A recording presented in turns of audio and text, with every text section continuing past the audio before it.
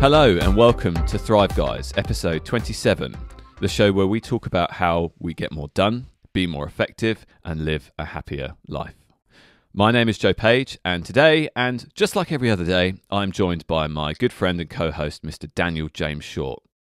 How are you doing this morning, Dan? I'm very good, thanks. And you sound extremely happy to hear from me. I am. Which is a pleasant surprise. Oh. I like that introduction. That was very, very good. Well, thank you very much. I'm very impressed. Well, thank you. I'll be taking a bow. If you could see me, I'm taking a bow. So yeah, thanks very much. I'm going to basically put all of my energy that I have stored into this episode, and then afterwards I'll just be spent. So yeah, you're gonna crash on the sofa. Well, yeah, I'll definitely crash, but I'll still have lots of things to do. But there we are. So how are things with you, Dan? How's your week been? We have not spoken actually in a month. So how has your month been? It's been very, very productive, and very, very cold. If you've not noticed, it's the season for long johns. Yes. I just kind of want to set the listener's mind alight to the idea of, my tall, skinny legs in a pair of loving winter warmers. Well, okay. That's how we get more fans, right? Anyway,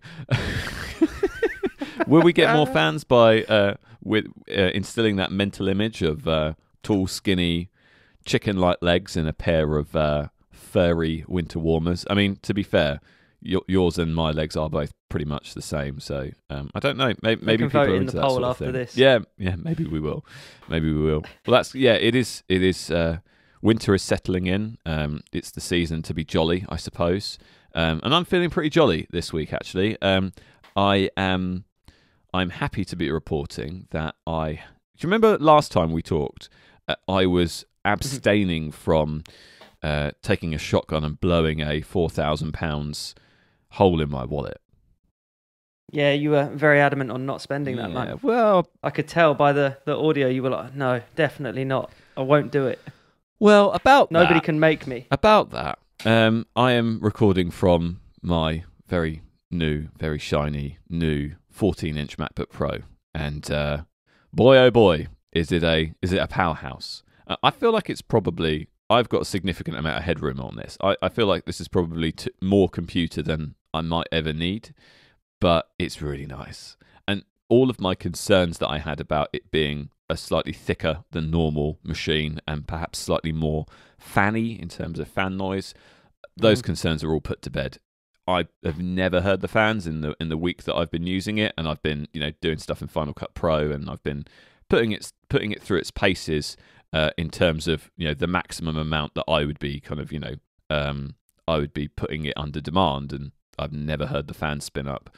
And equally, it is a thicker machine. Don't get me wrong; it's thicker than my MacBook Air, right? But it's really elegant and it's really quite sleek, and I do not have buyer's remorse. I just wanted to signpost something actually that I have never used before, but it's just an example of why I am such a big fan of Apple products, and that is Migration Assistant via Thunderbolt. So obviously I had a MacBook Air, still have it, and I had all of my stuff on it, I had all of my configuration on it, I had everything set up the way I wanted to, and I lamented the thought of having to start that all again and set my MacBook Pro up from scratch. And so what I did is for the first time ever, I used Migration Assistant. And rather than doing it from a time machine backup, which takes like 100,000 years, I did it via Thunderbolt. And Thunderbolt is so bloody quick.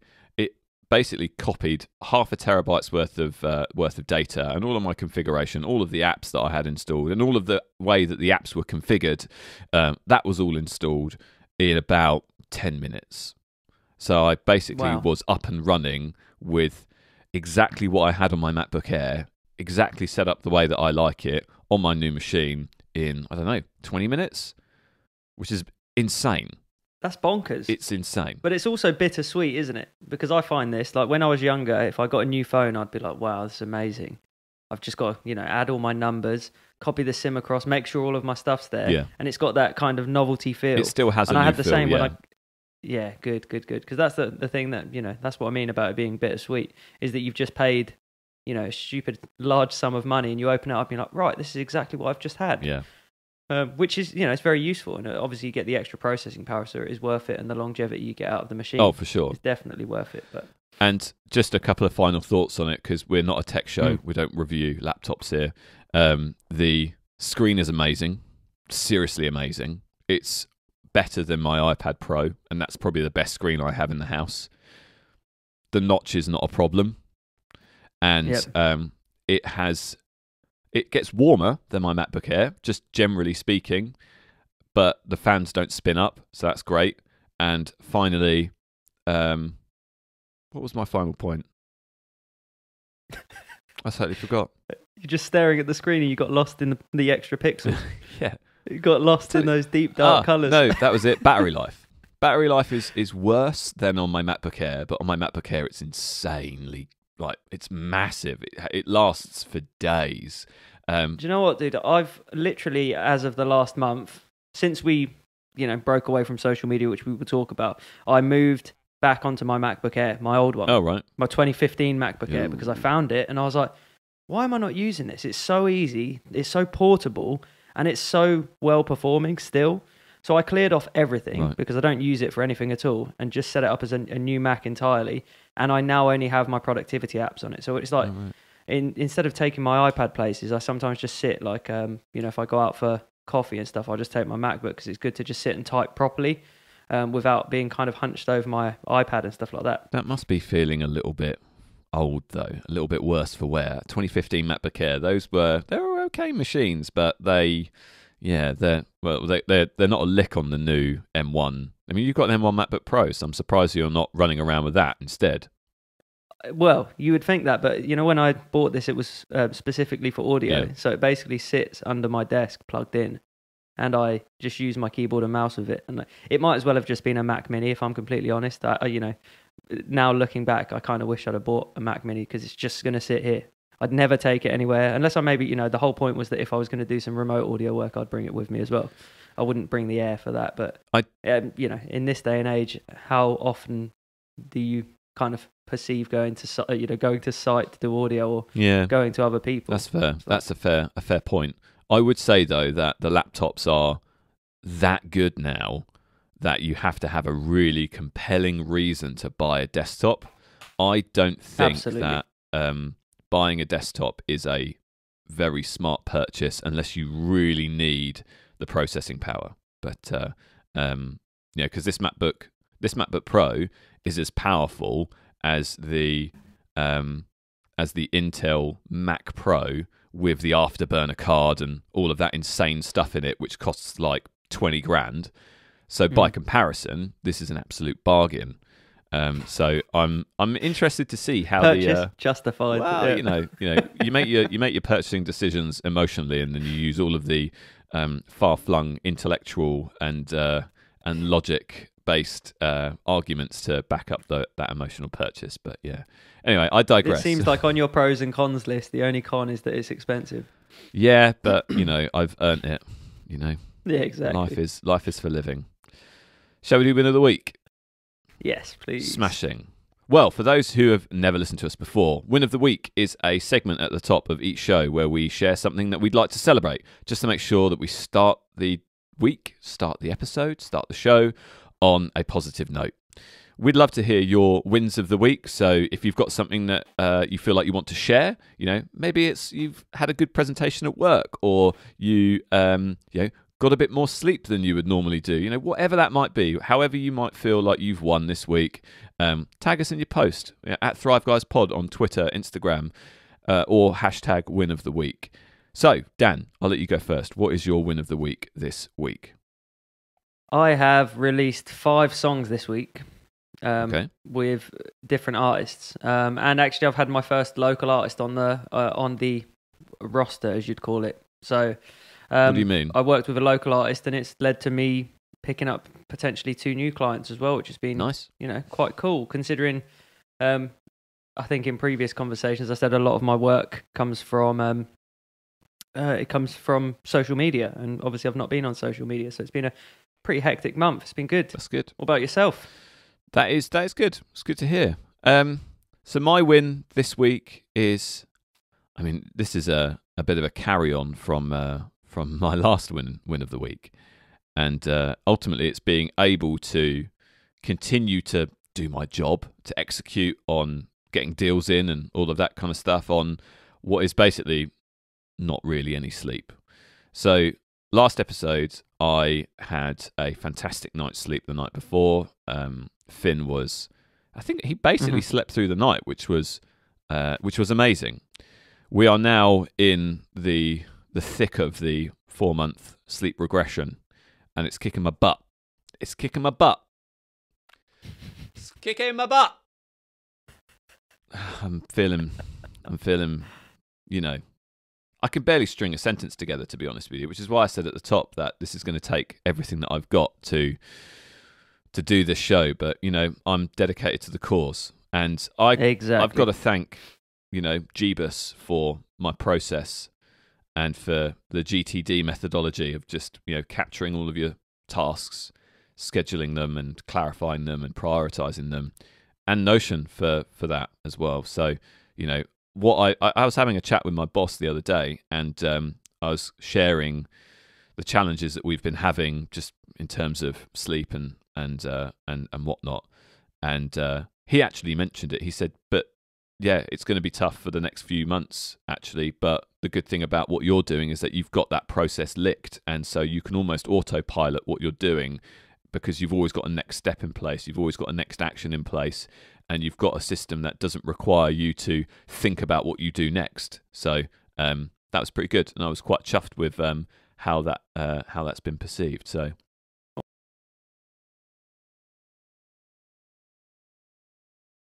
there we are. My second win of the week is actually related to productivity and relating to the stuff that we do on Thrive Guys. So my reputation as a not self-confessed productivity guru, and I do inverted commas there, has been growing quite significantly at work, actually. I'm finding more and more that I'm getting asked to do presentations to different teams, and I've been asked to do a time management and Notion workshop in January, and I did a presentation to my divisional colleagues around time management and productivity and all of that good stuff. Kind of basically a distillation of everything that we talk about on this show into a kind of 15-minute, 20-minute slide deck. So that's been pretty good, actually. I feel like my internal brand, albeit not really something that I've been trying to bolster and to leverage and to improve, has been doing that. You know, so that's pretty cool. And that's kind of an accidental win, and those are sometimes the best wins, Dan. So yeah. You know, this sort of stuff actually helps genuinely. I've taken on a job working with not necessarily a new colleague, somebody that I've known for a while and worked kind of alongside loosely for a long time. Right. And when we started talking about how we were going to process certain things and how we were going to capture some of this data and tasks and stuff like that, I was like, I've got so many systems that I could introduce you to. And I showed him one of these dashboards that I built in a program. I think the app was called ClickUp, because I just wanted a dashboard functionality to say, like, you know, this is how many tasks we've got. Yeah. And he just had no idea it existed. And same with Notion. I showed him my Notion page for the stuff that I'd already captured around, you know, my automation. Yeah. So when he asked me, like, what have you done with your automation? I could just pull up a database and go, out of like, 150 tasks, these are the ones that are pending and these are the ones that, need progress and stuff. And they just, people don't seem to realize the effort that goes in behind the scenes to make sure that information's captured correctly and that you're being productive. Yeah. You just, I guess we take it for granted because it's something we talk about very, very often. Interesting. That's great. I just assumed everyone done it in their own way, but some people don't track their time, and some people are like us that track everything. Yeah, indeed. The famous quote I always lean on is, you can't manage what you can't measure, or you can't manage what you don't measure. So it's the big point. I always sometimes think, am I just being a bit anal about this? Like, why am I tracking the fact that, for example, I'm writing show notes last night. Why am I tracking the fact that I'm doing it? And it's like, well, actually, at the end of the week, I can see how much effort I've been putting into Thrive Guys, or how much effort I've been putting into audio work, comparative to how much effort I put into my full-time job, for example. Yeah. Because if you were looking at that at the end of the week and you saw that actually the time you're tracking is 90% audio work versus your actual job, for example, you can maybe say, I could probably make an actual job out of this, right? Yeah. But if you're not measuring it, you can't manage that and can't see the wood from the trees kind of thing. Yeah, no, absolutely. I'm very happy to hear you say that, because I think you've been resisting time tracking for, I don't know, how long have we been doing Forever. this? Maybe a year. And you only just started it, I think, last episode or the episode before. So you're starting to see the value. And I think you're starting to see that once you start tracking your time and understanding how much money you're earning within that time, you can start almost understanding your hourly rate. So you can then decide, well, if that's going to take me 25 hours and my rate is £100 an hour or whatever it is, right? And actually I'm only going to get £1,000 for that. That's not worth my time. Do you know what I mean? It's that kind of understanding your data so that you can then make informed decisions. So anyway, let's take a pin in that, because that could be a whole episode in and of itself. And we have a habit of digressing, and then these episodes are 90 minutes long, and we get in trouble for it. And we get in trouble. We get in trouble by doing that. So the meat and potatoes of today's episode. So, dear listener, cast your mind back to last episode where we set out our next 3 episodes of content, and this is the social media, the productivity hack experiment season 2. We set ourselves a 30-day task at the start of November where we agreed to do a 30-day blackout from social media. So Dan and I deleted every one of these nefarious applications from our phones and went radio silent. We completed those 30 days successfully, and so on this episode we are going to reflect on how it went and what we learned. Isn't that right, Dan? Yeah. We deleted our Instagram, Facebook, Twitter accounts, as I guess these were the main bad boys that we used. And, we decided not only to just take them kind of off the home screen and have that temptation, but we removed them entirely from our phones, deleted. We did originally discuss blocking them on our PCs as well, but I think the general consensus was that we don't really tend to browse, actual social media on laptops day to day. I did find a browser plugin that allowed me to do this though, just to be sure, and I blocked YouTube, Reddit, all that sort of stuff. Okay. Just as an added bonus, but I as I said, I don't really browse Facebook on my work computer or anything like that, so there was no need. No, the very small number of times when I've gone on the websites of these products, the web experience has always been pretty naff in comparison to the app experience. So yeah, the temptation was never there. So I just want to start with my exec summary. So and just kind of signpost some of the things that I thought were quite interesting from the last 30 days, and then we can go into a bit more detail in terms of were we more productive? What did we miss? Was there anything bad about this month? And then we can kind of wrap up with our final thoughts on whether we think this is worth doing in effect. So off the back of our initial episode where we kind of set out what we were going to do, I had to think about what my kind of main goals were going to be for this experiment. And I came up with 3. So number 1 is be more focused at work.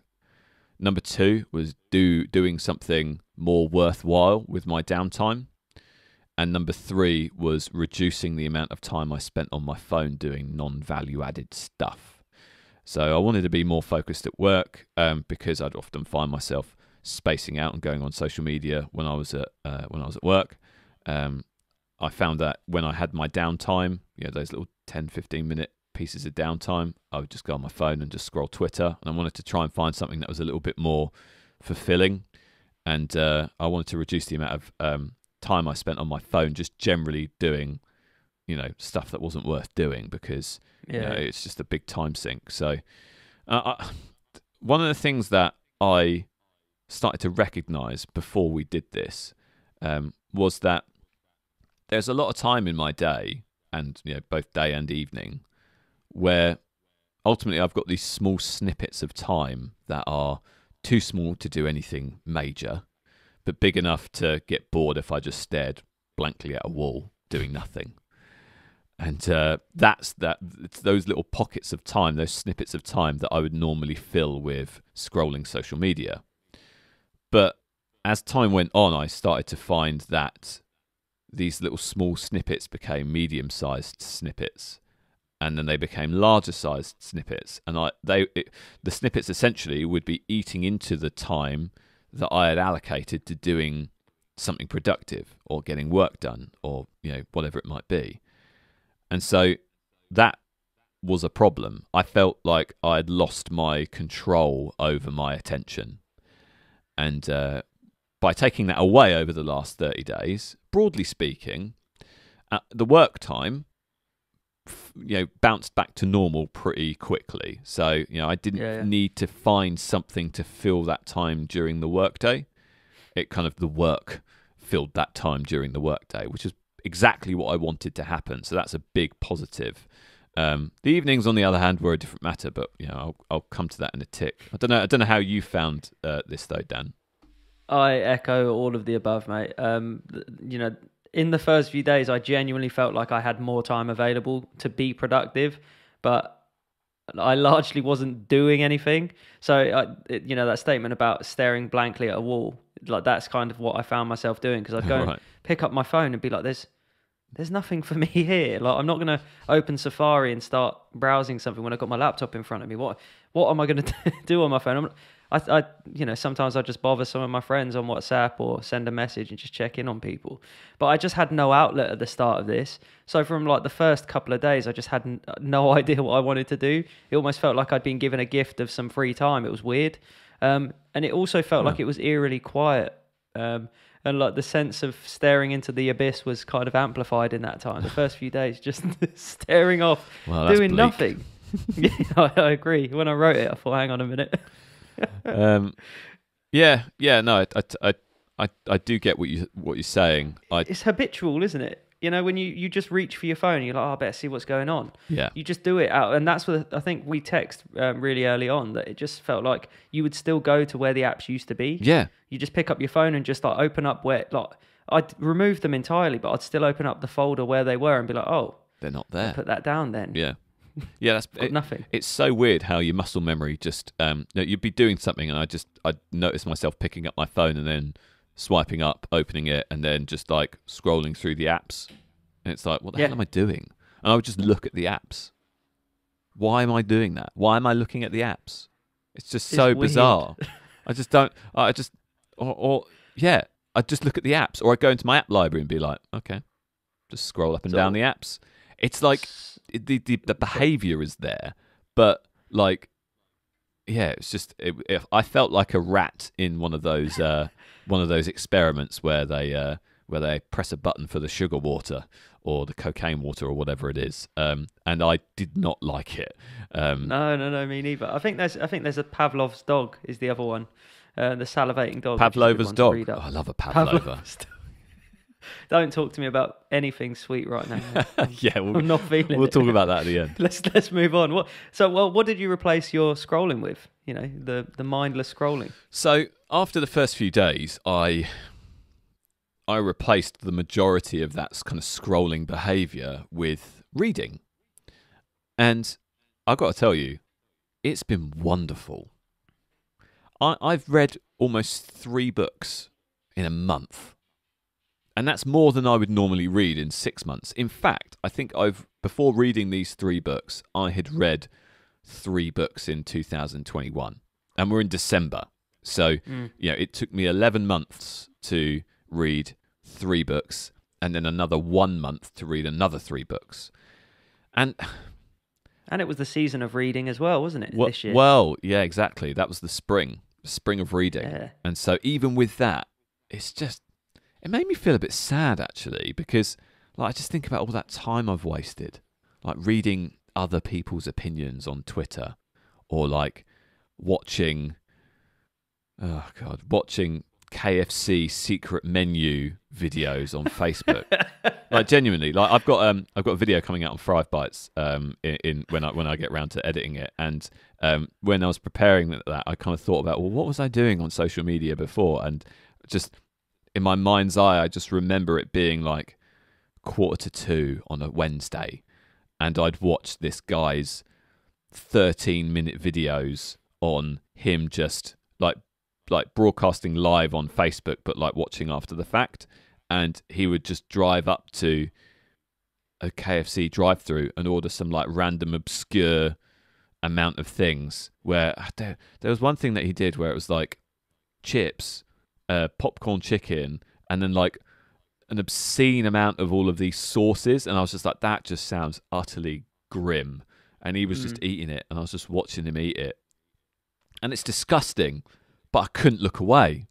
Do you know what I mean? And that is the crux of the problem. It's like, this is just shit. It's a massive problem. Why am I watching it? Why am I watching it? You know, when you talk about it, you always feel like you're above it as well. I'll be honest. Yeah. Like, you talk to your friends, and I don't really use social media that much.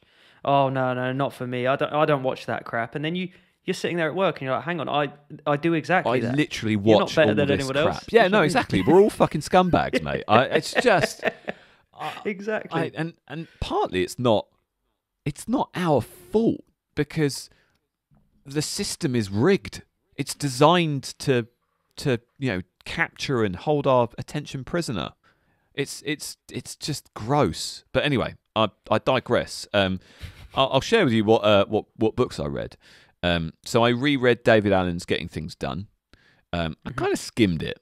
I've read it a couple of times before, but I skimmed it to see if I could remind myself of any further value. And got some bits and pieces from it. I finally finished Essentialism by Greg McKeown. I'd wholeheartedly recommend you read that, Dan, because it's a fantastic book. And now I had the time and the headspace to read it. But what I did find is that after 2 non-fiction books, I was a little bit non-fictioned out. And because sometimes they can be quite challenging reading. And I felt like I needed something that was just a little bit more light-hearted. And so I was a big fan of Ready Player One by Ernest Cline. It's a fiction book about a almost post-apocalyptic dystopian future where we're all connected to the metaverse, which is really weird. Like how it's not obviously called the metaverse in the book, but I read that maybe a year or 2 ago, and actually all of the things that are being kind of tabled when it comes to this metaverse thing that Facebook and Apple and Google and all of these other parties are talking about, it's scarily similar to what's described in Ready Player One. Ready Player One is a great book. I would wholeheartedly recommend it. And I read its sequel this month, Ready Player Two, which was fine. There were parts of it that were really just... That's a great review, if I've ever heard it. It's ultra fine. As I say, there were some parts of it that were just utterly just, oh my God, I don't care. You just want to read ahead, but you don't know where to go to, right? There was a whole 3 chapters where they fought these Prince characters. And I don't really like Prince. It's not part of my nostalgia system. It's not, I'm not, it's a bit before my time. Oh wait, you're talking about the artist? Yeah, Prince. the artist formerly known as Prince. Yeah, look, I'm spoiling it a little bit, so I'll leave it there. But there was this whole 3 chapters where they fought all of these Prince characters, and it was just like all of these references that I didn't get, and I was just like, oh, fucking hell, can we get on with it? But yeah, other than that, it was cool. After that, it had a whole Lord of the Rings thing that I still didn't understand because I'd only read the books and watched the films, but there was all of this other side lore that they were talking about, and I was like, oh, I like this kind of thing. I like medieval type, not sci-fi, but like fantasy, I guess. But yeah, the Prince bit was just dull. So reading was a great sort of thing that I refound. I suppose I rekindled my passion with it. So. I think you did the same as well. You did a bit of reading to replace the old scroller. I only finished 1 book, so in comparison, I didn't do a lot of reading. But it was a book that I really sunk into, and I really wanted to get the most out of it. So I was making notes, and I was just kind of enjoying the process of reading someone else's opinion. I read a book called Timeless Simplicity by John Lane. Okay, and it's more about a way of life as opposed to something that's non-fiction or just about building a system. It's about a whole ideology about not. Again, I definitely do not echo this lifestyle, but the whole point is that you shouldn't be buying stuff just for the sake of it, because there's so much more value in like repairing things you have and, you know, cooking things from scratch, because you get a more intrinsic value from those sort of things, as opposed to being like, oh, my trainers are broken, let me just, you know, spend 15 quid on another cheap pair or something like that. Interesting. And it's about working out what you need. And yeah, I think the whole mindset was something that I was really interested in. So I was just seeing where I could make improvements and, you know, where it was practical that I could do that, you know. Yeah. Like asking myself the questions, you know, am I going to replace my MacBook with another MacBook if it breaks? Probably still, right? But that's more out of necessity. I'm not going to open that up and try and fix it. Or maybe I will, but good luck. It's about like finding the value in, you know, he talks about baking bread and how it's such a like, you know, it's such a simple process that you get so much joy out of, because at the end of it, you've got something that you've created, and that's part of human nature. Yeah. And it's the path to living a more fulfilling life by changing those behaviors. It's really interesting. Nice. And it's the first book I've read since I can remember. And I loved reading when I was younger. I also took to journaling much more frequently when I was off social media. I'd take my laptop with me to different places and I'd just sit and write longer articles and longer. So a part of sitting down with a therapist is talking about like how you feel, and I changed my daily journal to be more feelings based as opposed to being like an intellectual journal, right? Which is like a big thing. So it's like you know, we've spoken about it on the podcast before about like, you know, trying to capture your emotion, but for me it was still purely intellectual, where I'd rate like my days from 1 to 5 stars and be like, that was a 1-star day or that was a 5-star day, which is still largely data driven and intellectual. Whereas if you just kind of stop and think and kind of live more presently, you can write down, you know, actually I saw, maybe I'm just kind of paraphrasing here, but you might just go outside and be like, I just saw some ducks and they were, you know, they were cool. That brought me joy because I saw ducks today, cool. Whatever. Yeah, it's, you know, it's something that other people might not have the privilege of being able to do. Or you might walk outside and be like, it's slightly warmer today, which means I have to wear less layers, which makes me feel, you know, again, a slight sense of joy. Yeah. And just getting better at that sort of stuff. So, yeah, I feel like I've done quite a lot of, I guess, personal growth in the interest of the podcast. Nice. That's great. Well, I didn't do anything quite so fundamental and life-changing, but I did rediscover, as part of the last 30 days, I rediscovered my Nintendo Switch. And I bought Skyrim for what feels like the 1700th time. Yeah. Because, I mean, Todd Howard and Bethesda, they have done bloody well out of me. I bought the original, I bought the remastered edition, I think I bought the Game of the Year edition, I bought it on PS3 and PS4, and I've bought it on the Switch. And I bought the VR edition as well. Good God. And the game hasn't changed. Finally, you're awake. Yeah. But yeah, I know. But the reason why this is significant, and significant enough that I wanted to mention it, is I've had an absolute ball filling in the 15, 20 minute sort of in between snippet time here and there, fighting dragons or joining the Dark Brotherhood, or you know, speaking to Parthenax or Alduin or whatever it is, right? Doing all that stuff.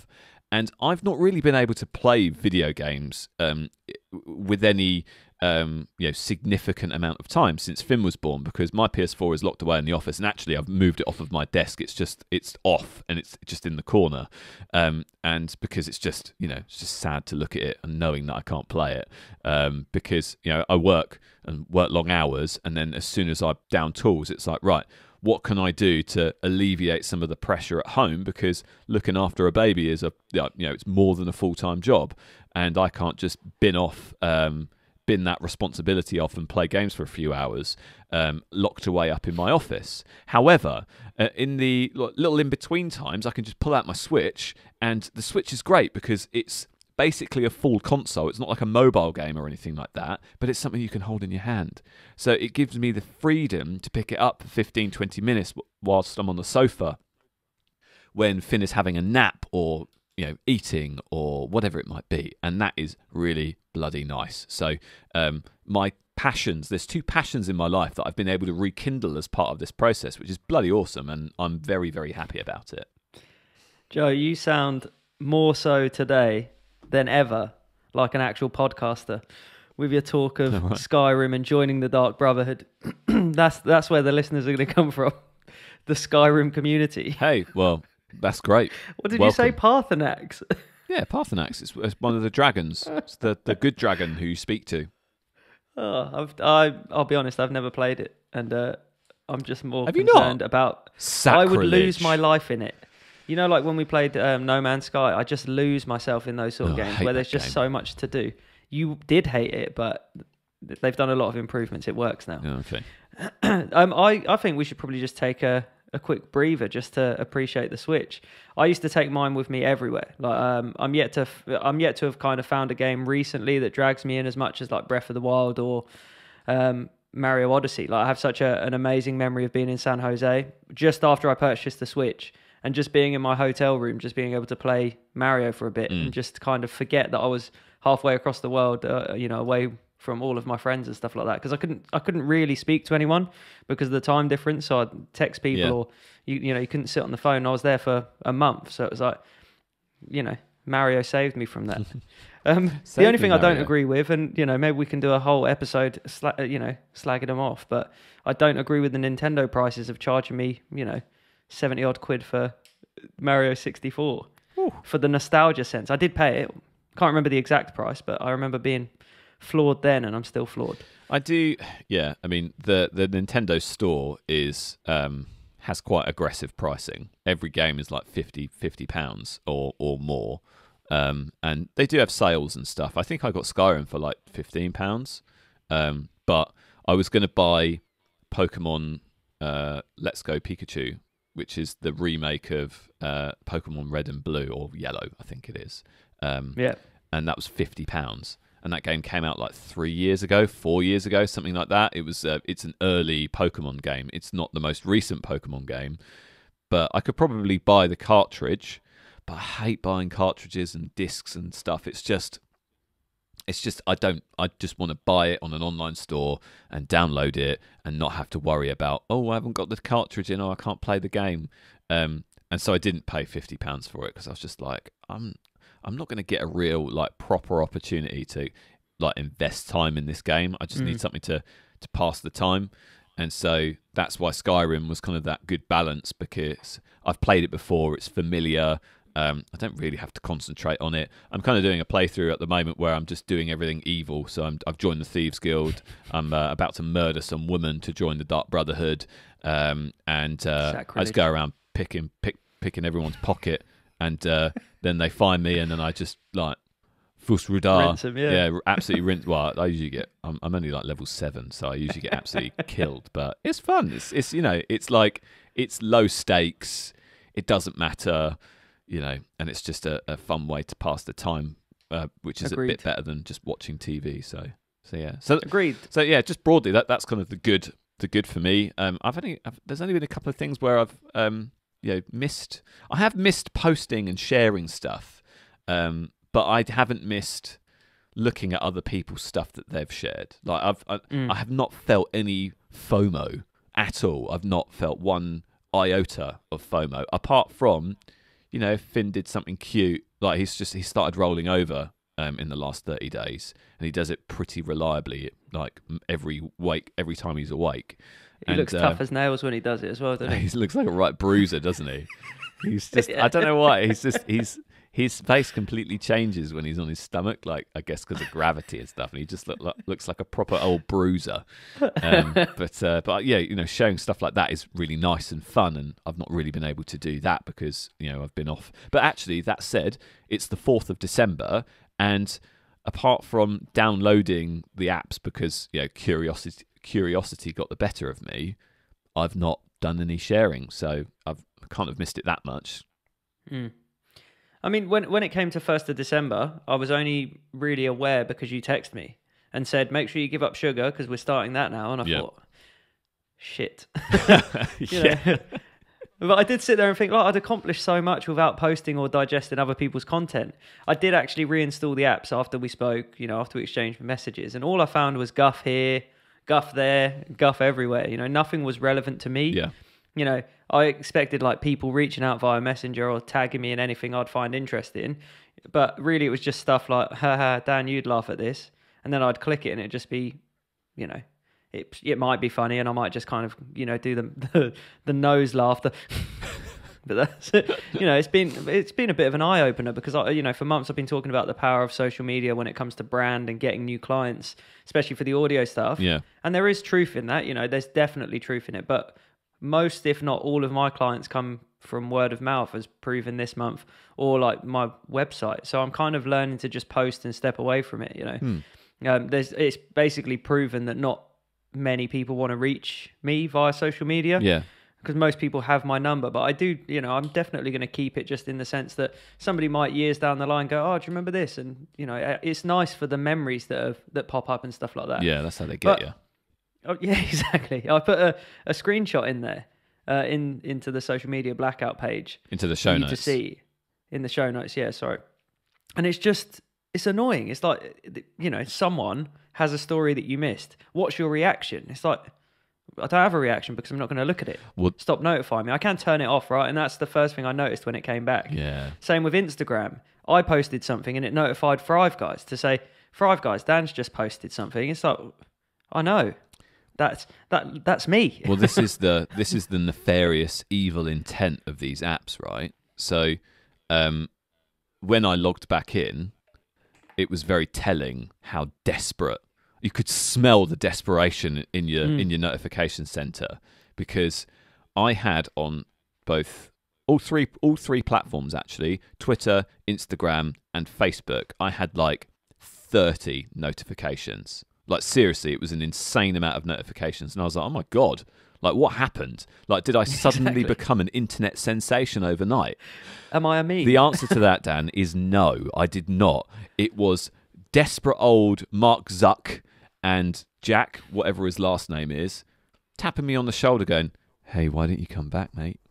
We missed you. This person's posted. What do you think? Hey, why don't you log in and have a little scroll, my friend?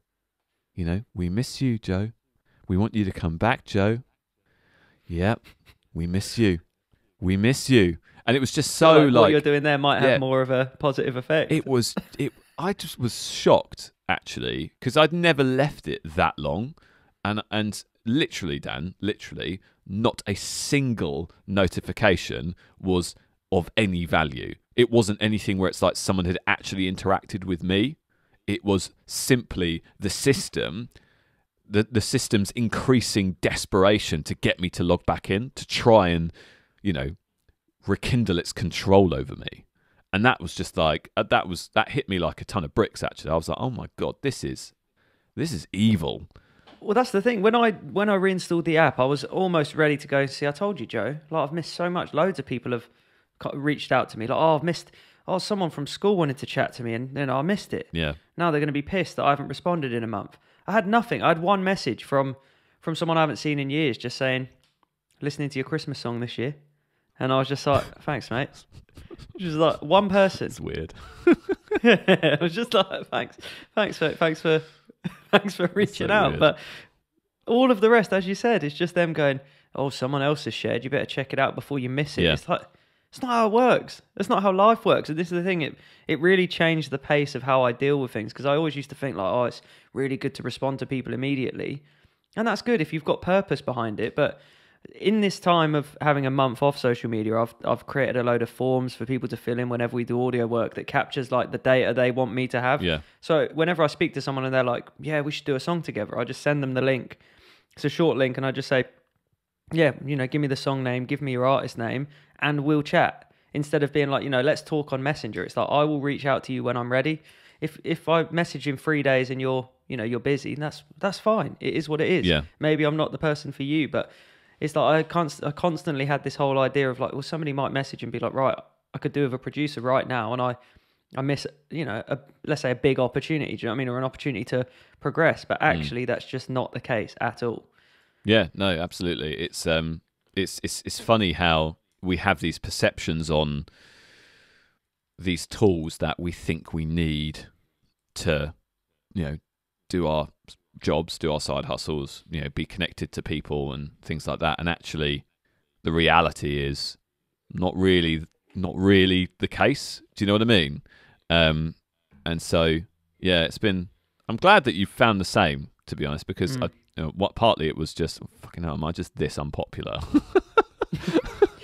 No, I came back and started posting again. Yeah, that's what I always say to you. I'm a content creator, not a content digester, but apparently I am. So there we go. I haven't, because I just, I just don't know. I just feel a bit dirty about it all. But anyway, moving swiftly on, there's a couple of other things I just wanted to signpost, just for the sake of time.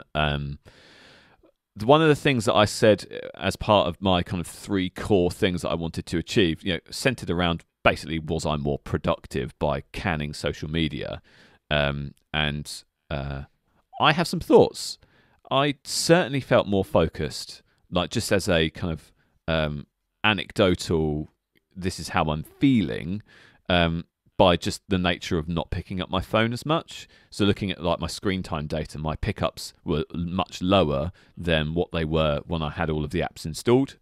I did have more screen time than normal though, but I was using my phone to watch like TV shows early in the morning when I was looking after Finn. So to provide some additional context, when he's been sleeping very badly, so at about 5 a.m. I usually just take him out of the room and just either have him sleep on me for a bit, and during that time I'll just watch TV on my phone or on my iPad, or I will do that for a little while and then put him in his cot in his room, which is, because he's too young for him to sleep in his room on his own, and then again I'll just be watching, like I'll watch a load of anime actually on my phone. I took out a subscription to the Funimation app, which is one of the worst apps I've ever used as a piece of software, but it's got loads of great anime on it, so I just did that. So whilst there was more screen time than normal, it wasn't mindless stuff. It was like, well, I can't do anything else while I've got him in my hands, so this is the best that I can do to kind of keep myself occupied. Interestingly though, my first pickup was normally Outlook, and I'll get to that in a minute why that's quite bleak. But a lot of the time tracking data that shows you what apps you're using was things like maps and music, which suggests that I'm driving, and you can't really count that. For some reason, and we talked about this on the screen time episode. So for some reason, screen time counts when you've got Apple CarPlay running and you've got the music app open on CarPlay. It counts that as screen time for some bizarre reason. It's like, well, I'm not looking at it. It's just telling me that this is the song that's playing, or these are my directions. This can't really contribute to That's my biggest hang up on the screen time. I know, it's bizarre, but yeah, there we go. So I think that's a plus and a big tick in the box and a great success there. Then I looked at my time tracking. So we talked about time tracking earlier on in the show. I was not necessarily surprised by my time tracking being in a better place, but I was surprised at the magnitude of how much better it was. I mean, over the 30 days that we did this, I regularly tracked 8+ hours of time every day. And what would normally happen in the before times is I would track 7 to 7.5 hours, and I'd have lots of gaps during the day where I'd be messing about on my phone. So whilst the actual daily time wasn't, I say the daily time was longer than I thought it was going to be. The overall time for the month was only 5 hours extra than the previous month. However, I actually only worked 1 5-day week in November. I had 3 4-day weeks because I booked some time off to spend some time with my family that I just didn't have in October. So when you actually look at like the time versus the working hours, it's a pretty significant change. And so we can say as a result of that that I was significantly more productive. And I'm talking about inputs, but also in outputs as well. I had one of my best performing months in this financial year. And you can attribute some of that to the more time that I spent on getting the deals in, mate. Getting the deals in, so, making them peas, making the bucks. Yeah, I feel like I certainly made mass improvements as well to the way I operate, without a doubt. So in answer to were we more productive, yes. I feel like I was driven by the slight bit of guilt, in those bits of downtime. It's not to say that I was working aggressively throughout, just the lack of distraction was a motivation in itself. I know this is probably more coincidence as opposed to like a direct correlation to giving up social media. But I took the time to go to Paris to see the Eiffel Tower, Arc de Triomphe, all that good stuff, the Louvre. Oh, amazing. I also went away with Kerry and River to a little village called Ledbury, I think it's a village near Wales, for a few days. And even then, I was just journaling to see, what's it all about, where I could improve things. I also began working on a custom app for my sister-in-law's business. She does lashes and stuff, because I just had no excuse not to help out, because I'd had all this extra free time. Yeah. Which is why where you'd been reading, I'd been kind of just doing development work and stuff like that, little bits on the side. Nice. The big thing I found from, maybe not just about being more productive, is just trying to live more presently, I guess, if that's a word, like living for the moment. Yeah, no, absolutely. I also weirdly created a system that validates when I've completed a task, which might seem a bit nonchalant and a bit pointless, but what happens is when I complete tasks, it will send an email to say like, you've completed this and all the subtasks under it, and it's just like a little congratulatory email to help with the motivation, because I tend to find that I struggle with motivation throughout the day, and it's a good for me, it was good to pinpoint, like at the end of the day, actually, look at your emails. You've completed all of this stuff, because it goes to my personal email anyway. So I'm like, I can just look. It's like a dedicated mailbox, and I say, actually, out the day, even if it feels like it was a real struggle, or you weren't as productive, the output was far greater. And even just configuring that system is something that I probably wouldn't have had time to do if I was on social media.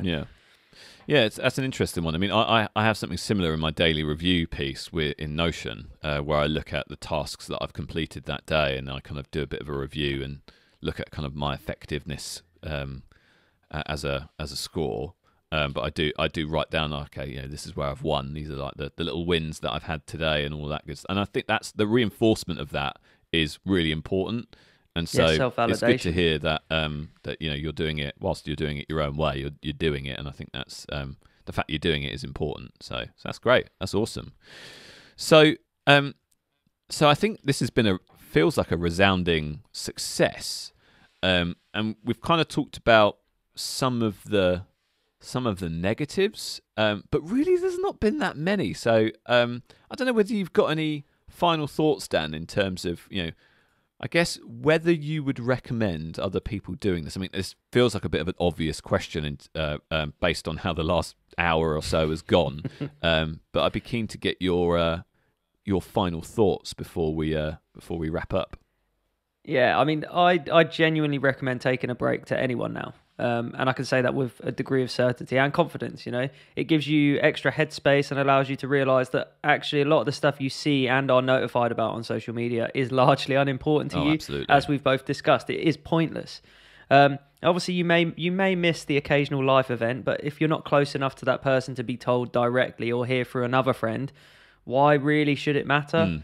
It's like when you mentioned Finn rolling over. I was aware of that, not because you'd posted it on social media, but because you wanted me to know, right? Yeah, exactly. Because we're close. And one thing I'd noticed massively since coming back is just the sheer amount of notifications trying to pull you back in. Yeah. Someone's posted something, make sure to check it out. Someone's added a story, view it. Make sure you look at all of this stuff that's not really related to you. And, they've got all this data, and they've got, I don't want to sound like I'm putting my tinfoil hat on, but, they know what makes you tick. So maybe give me some more relevant information. Yeah, oh mate, absolutely. Like, it is crystal clear, just based on what we've seen when we logged back in, and all of those notifications. It's so clear how desperate these companies are for you to log in and stay shackled to them. It's genuinely, I was horrified. I was like, oh my God. Like, you don't realize it when it happens, once, when you log in once a day and it's like, oh yeah. They're sending me a thing to say, look at that person's story because I'm not really engaging with the app and all of that. And I get it. But when you stack that up over a 30-day period, oh God, I was genuinely like it was an eye-opening moment. It was like, wow, this is how important it is to them that you stay plugged in and you stay glued to their infinite loop. And yeah, it's bad. And to the point where, genuinely, and this is bad, and I want to say this in terms of full disclosure, I'm so used to scrolling, I scrolled my email. Yeah, I scrolled my No, I've email. done the same, mate. I've done the same. What? Like, it doesn't make sense. It doesn't make sense. And do you know what? One of the things that I did to stop myself doing that is I selected all and archived everything. So now I basically keep on top of email and keep that inbox clear, and it simply just to not scroll my email. And I would be scrolling my email at 9 p.m, dude. It's horrific. So with that in mind, I would wholeheartedly recommend you giving this a go yourself, dear listener, especially if you're feeling like you need to hit the reset button with your relationship with social media. Like for me, I've genuinely rediscovered some passions that help me fill in the time that I would normally be filling in with this mindless activity, but also give me so much more fulfillment in the process. And that is so important, you know? And as I said, I've said this before, it's so clear that these companies are desperate to hold your attention prisoner. Like, it's so clear. And so if you feel like you're in shackles, like perhaps you and I did, you know, perhaps it's time to break free and take back some control. Sounds like a lyric for a metal band, but I'm here for it. Well, you know, I used to be in a metal band, so exactly. I guess that there's your chorus. Yeah, done. I guess that you know, that aligns quite well, doesn't it? So yeah, I just wanted to add one more thing to this before we kind of shut up shop today. But this was part of the reason I dug out my MacBook Air and started doing stuff on there, because of the scrolling on the phone and email and stuff like that. I wanted to have something that was completely separate. Yeah. Because even on the iPad, you have that scrolling mechanic, and yeah, it's great. But I found exactly the same thing, that I was kind of just craving to be scrolling through something, like my thumb. Not like it was a physical, you know, reaction, but I was just like, I could do with scrolling through stuff. You don't do that on your work PC unless you're like reading an article. Yeah. But you don't just go on news articles and just scroll mindlessly, not really absorbing anything. You're the rat pressing the button. On your phone. Yeah, you're the rat pressing the button to get the sugar water. That's what you are. Yeah. So you're pressing your button and you're not getting the sugar water. So you're trying to press another button and you're going crazy because you need your sugar water. It's really unsettling, actually. Yeah, let's leave it on that note because it's scary. I'm scared. Yeah, I'm scared. Help! Help! What if Zach listens to this? Yeah. We've rumbled him. Oh God, yeah, him and his lizard friends are going to be after us.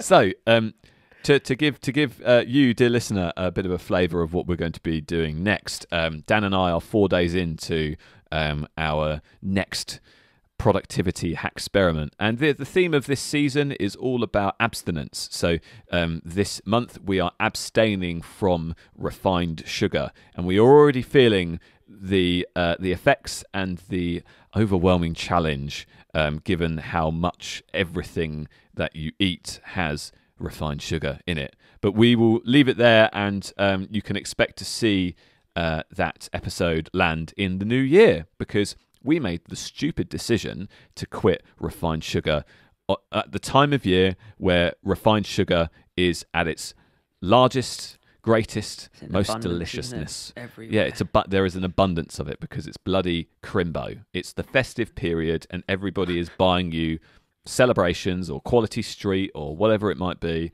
And my kind of tipple is Ferrero Rocher. I do like it, and I like to feel like an ambassador. So you might, if you're under the age of 21, you might not get that reference, but yeah, I'm not going to explain it. So Dan, I'm quite happy to leave it there. I think we've run out of time for today. So unless you've got anything else, we'll bid you farewell. Goodbye. Goodbye. Thanks very much for listening, and we'll see you in the next one. Bye-bye.